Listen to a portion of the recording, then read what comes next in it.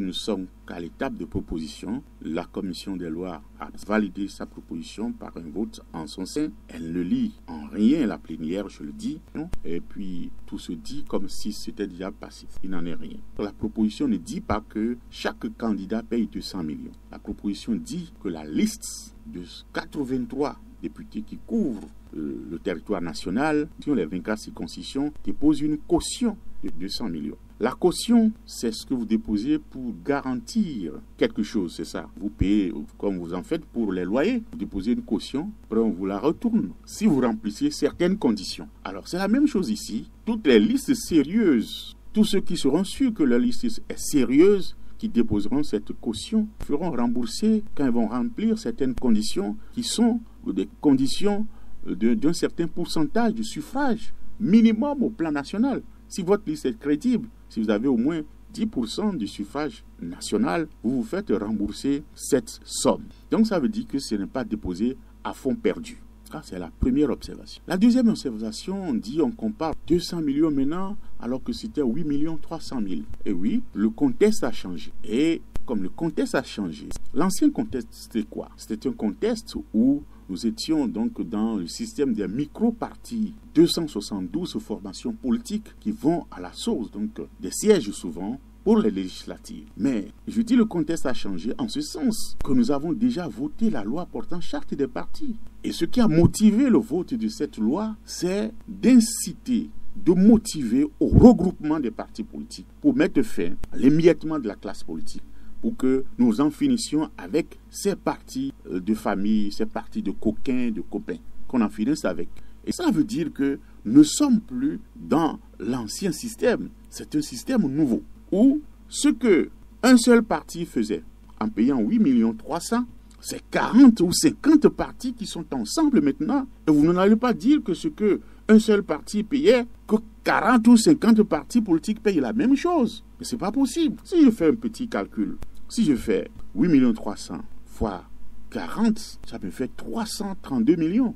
Déjà, ça veut dire qu'on aurait pu exiger 332 millions. Mais on a dit 200 millions pour cautionner la liste. Vous voyez, à ce niveau, il y a déjà économie pour les partis politiques. Ça, c'est un.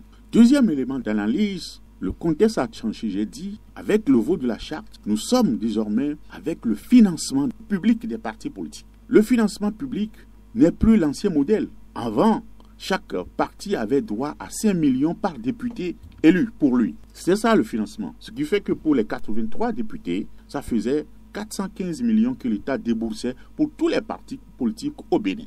Et si je prends ma formation politique, l'Union fait la Nation, qui a 13 députés, ce que l'Union fait la Nation percevait donc de ce financement public, c'est 5 millions fois 13, ça fait 65 millions par an. Donc, fois 4 pour la mandature, vous voyez, 65 millions fois 4, ça fait 260 millions pour la mandature. C'est ce que l'Union fait la Nation percevait. Mais aujourd'hui, avec le vote de cette charte des partis qui a consacré le financement public, qui fera l'objet d'une loi spécifique, ce qui est prévu dans cette proposition de loi, je vous le dis, sur le financement des partis politiques, c'est que désormais l'État consacre 0,25% du budget intérieur, des ressources intérieures au financement des partis politiques. Et les ressources intérieures du budget de l'État tournent autour de 1 000 milliards. 0,25% de 1 000 milliards, ça nous fait 2,5 milliards. 2,5 milliards désormais par an au lieu de 415 millions que l'État consacrait. Les 2,5 milliards divisés par 83 députés, ça fait 30 millions au moins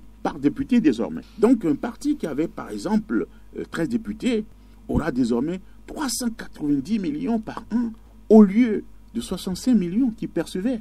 390 millions fois 4, ça fait près de 1,4 milliard. C'est pas mal pour les électeurs et aussi, c'est pour ça. Pour entretenir la base. Oui, et c'est sur ça, sur cette cagnotte qui lui sera demandé de déposer sur les 1,4 milliard 200 millions pour cautionner sa liste. Donc l'argent que l'État leur donne, ce ne serait plus leur propre argent. Avant, c'était leur propre argent. Mais désormais, c'est le financement public. Et c'est sur le financement public, ce que vous avez engrangé pendant les 4 ans, vous prélevez 200 millions, vous économisez 200 millions pour garantir la liste pour d'autres élections. Je ne pense pas que ce sera impossible pour les partis politiques. Si je fais le pourcentage, c'est au plus autour de 14% de ce qu'ils ont perçu de l'État qu'on leur demande donc de déposer pour cautionner leur liste. Donc ça veut dire que le contexte a changé et les Béninois ne raisonnent pas dans le nouveau contexte, mais je vois des raisonnements archaïques qui collent toujours dans l'ancien système. Je continue l'analyse pour dire, j'ai entendu dire comment un petit fonctionnaire qui ne gagne rien peut cotiser jusqu'à trouver 200 millions. Non, il ne s'agit pas des aventures solitaires.